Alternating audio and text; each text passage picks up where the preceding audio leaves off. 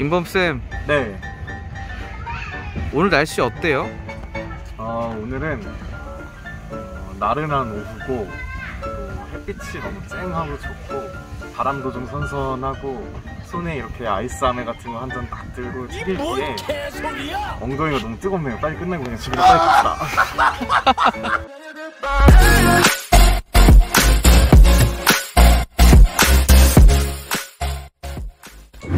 여러분 안녕하세요. 맑은TV 소식 전하는 박인범입니다. 어느덧 이렇게 시간이 또 3주 가까이가 훌쩍 지나서 저희 새 영상 업로드 되는 날이 돌아왔습니다. 여러분 모두 잘 지내고 계신가요? 이 5월 달에 영상 올렸을 때만 하더라도 좀 기온이 오락가락하고 날이 일교차도 심하고 그랬던 것 같은데 지금은 햇빛도 되게 쨍쨍하고 날씨가 너무 좋은 것 같아요. 사실 많이 더워요. 오늘 제가 소개해드릴 내용은 저희가 정보 제공 채널이지 않겠습니까? 그래서 헬렌 켈러에 관한 이야기를 소개해드리려고 합니다. 헬렌 켈러 하면 시청각 장애인으로 많이 알려져 있는 인물이고 또 성공한 연설가이자 사회사업가, 강연자 이런 좀 대단한 사람으로 많이 알려져 있고 장애 극복의 아이콘으로 통하는 인물 중에 한 명인데요. 6월 달에 제가 헬렌 켈러를 소개해드리는 이유는 헬렌 켈러의 생일이 6월 27일이고 사망일이 6월 1일이기 때문입니다. 이쯤 되면 6월의 인물이다 이렇게 말할 수도 있을 것 같은데요. 간단하게 소개를 먼저 드리고 이제 계속 이어지는 이야기 드리도록 하겠습니다. 헬렌 켈러는 1880년 6월 27일 출생을 했고요. 생후 한 2년이 되기 전에 뇌 척수막염으로 인해서 시각장애와 청각장애 동시에 생겼다고 합니다. 그러다 보니까 자연스럽게 말하는 법을 배우지를 못했기 때문에 언어장애도 같이 왔었고요. 다만 10대 이후에 여러 군데에서 말하는 법을 배우기 시작을 하면서 나중에는 수화나 점화 이런 거로 대화를 많이 하기보다는 본인이 직접 발성을 하고 또 얘기를 해가지고 말을 할 수 있었다고 합니다. 우리가 아는 헬렌 켈러의 면모는 사회사업가, 성공한 어떤 인물, 강연자 이렇게 많이 알고 있어요. 사실 헬렌 켈러는 대학 졸업 이후 행적이 특히나 미국도 그렇지만 한국에는 잘 안 알려져 있는 인물 중 한 명인데 정보 제공 차원에서 또 여러분들이 좀 보시면 이런 일화가 있었어 할 정도의 좀 재미있는 일화들을 한 정도로 엮어서 소개를 해보도록 하겠습니다.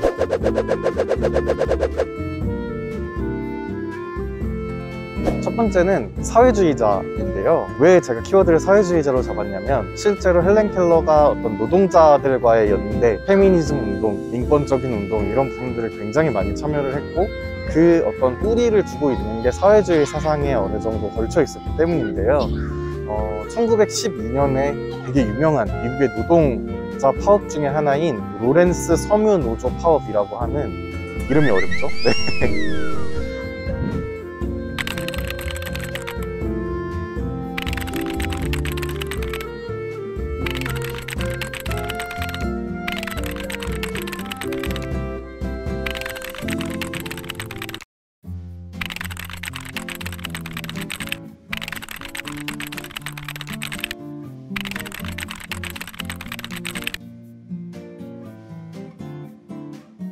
로렌스 섬유노조 파업이라고 하는 파업에 본인이 직접 또 지원하러 나서기도 하고 직접 연설도 하면서 열심히 참여했던 이력이 있을 정도로 굉장한 정치운동가이기도 했습니다.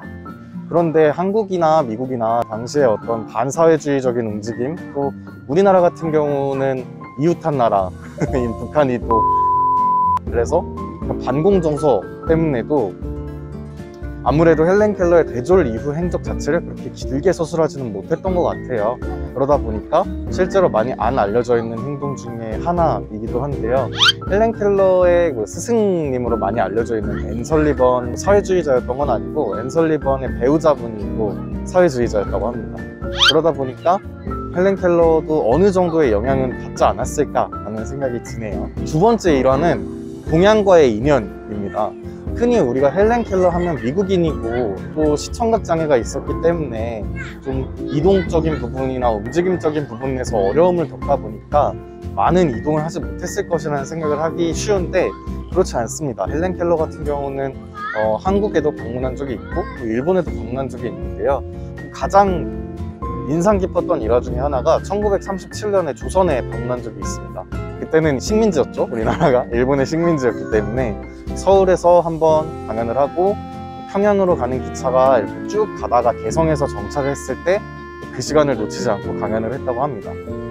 그리고 그 같은 해에 이제 일본을 방문을 한 적이 있는데 일본의 강아지를 한 마리 선물을 받아서 헬렌 켈러가 꽤 아꼈다고 해요. 강아지 이름이 근데 카미카제여가지고 그 우리가 생각하는 그 카미카제냐 그러실 수 있는데 살 테러로 알려진 그 카미카제 공격 자체는 이후 한 거의 7, 8년 뒤에나 시작이 됐기 때문에 의미가 좀 다르다고 합니다. 그리고 일본에서는 지갑을 도둑맞은 적이 있대요. 그래서 일본 사람들이 헬렌 켈러에게 뭐 일본인들 너무 나쁘게 생각하지 말아달라 이러면서 편지도 보내고 돈도 보내주고 그랬다고 합니다.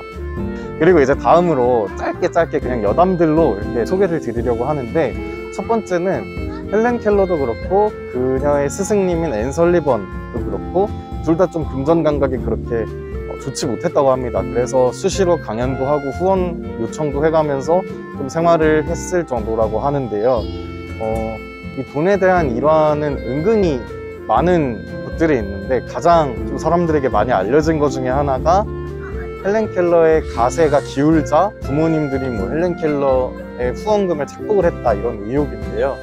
자세하게 뭐 알려진 내용은 없습니다. 그거에 대해서 부모님들이 실제로 뭐 돈을 뺏어갔다든지 부모님에게 기꺼이 돈을 드렸다 이런 자세한 내용은 없지만 실제로 그 헬렌 켈러의 가족들도 그렇고 헬렌 켈러 본인도 그렇고 빼어난 금전 감각을 가지고 되게 투자를 잘하고 열심히 살고 그랬던 것 같지는 않습니다. 그리고 또 하나는 사실 장애인이면 그러기 쉽지 않은데 헬렌 켈러는 우생학을 좀 배웠다고 합니다.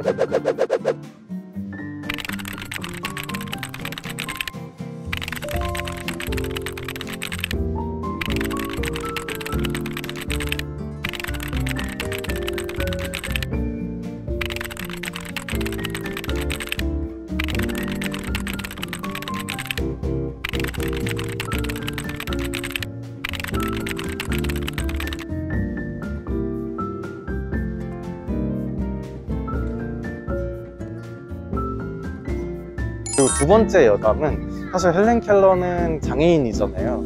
그런 의미에서 보면 이런 주장을 펼치기가 쉽지는 않은데 그 당시에 우생학을 되게 찬성을 하는 입장이었다고 합니다.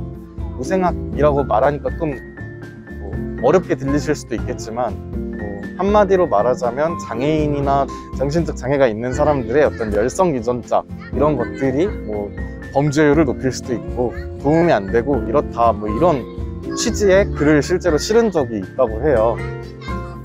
그래서 이 부분 같은 경우에는 본인도 장애인이면서 어떻게 그런 얘기를 할 수가 있지? 라고 생각을 하실 수도 있는데 이제 당시에 헬렌 켈러와 인연이 깊었던 인물 중에 전화기 특허로 유명한 벨 박사 있죠.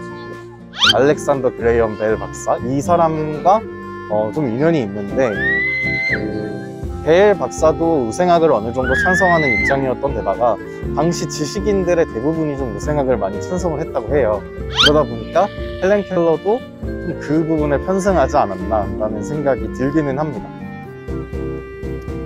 이런 정도의 좀 짧은 여담들까지 우리가 헬렌 켈러에 대해서 알아봤습니다. 좀 생소한 내용들이셨을 거라고 생각이 들어요. 또 저도 헬렌 켈러에 대해서 조사를 해보는 입장에서 신기하다라고 했던 정보들이 많이 있었거든요. 마지막으로 이 얘기를 드리면서 끝내도록 하겠습니다.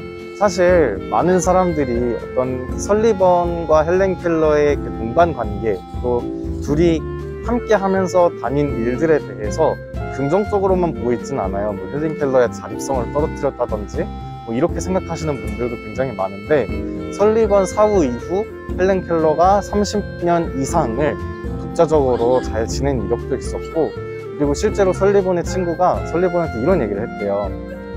당신이 없으면 헬렌 켈러는 아무것도 아니네요. 이런 얘기를 했다고 하는데, 설리번이 그렇다면 저는 인생을 헛살았네요. 이렇게 대답을 했다고 할 정도로 설리번이 헬렌 켈러를 위해서 했던 노력, 본인들의 어떤 독립적인 삶을 위해서 노력했던 부분들까지도 저희가 굉장히 존중을 하고 본받아야 할 만한 일이지 않나 라는 생각이 들었습니다.